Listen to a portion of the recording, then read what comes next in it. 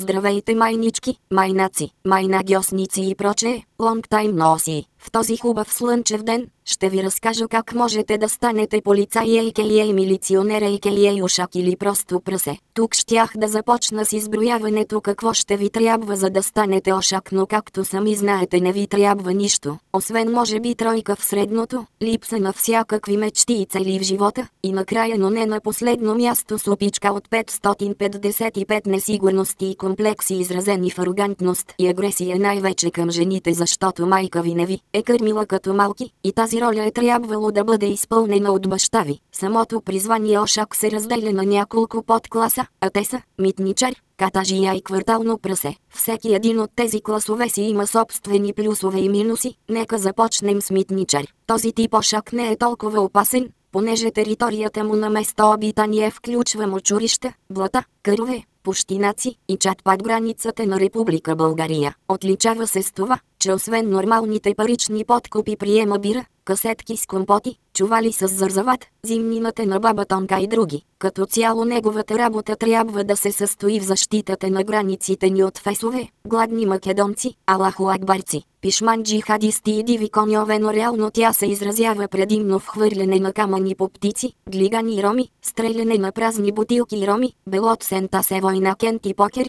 Възнаграждението е сравнително ниско като за 4 минимални работни заплати, но това се компенсира от бакшишите, които получават от джихадистите и гладните гръци, които идват за кратка 40-50 годишна почивка в България. Вторият подвид са катажи, а.к.а. палкаджи, а.к.а. хомобандити, или още наричани 20 лева в сянка. Те обитават магистрали, междуградски, междуселски и черни пътища, но можете да ги срещнете и под дървото с 20-левките. Тяхната работа е да събират 20-левките, изпаднали от портфейла ви вследствие на високата скорост, с която карате. Тяхното възнаграждение се състои в удоволствието от работата, която вършат, и чувството за справедливост, което ги тласка напред.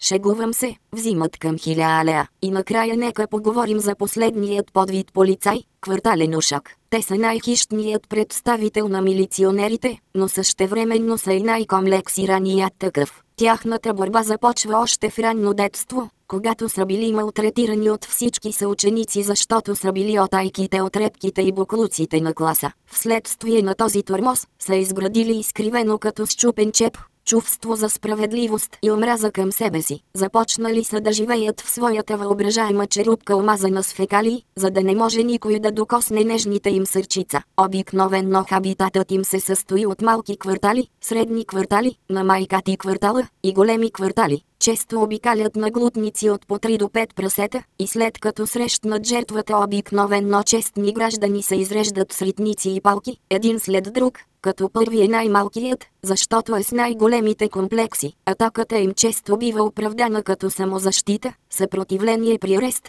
или откраднати превръзки. Самата титла полицай идва с много нисък левел на респект, затова трябва да го вдигат като изпълняват мисии, даващи такъв.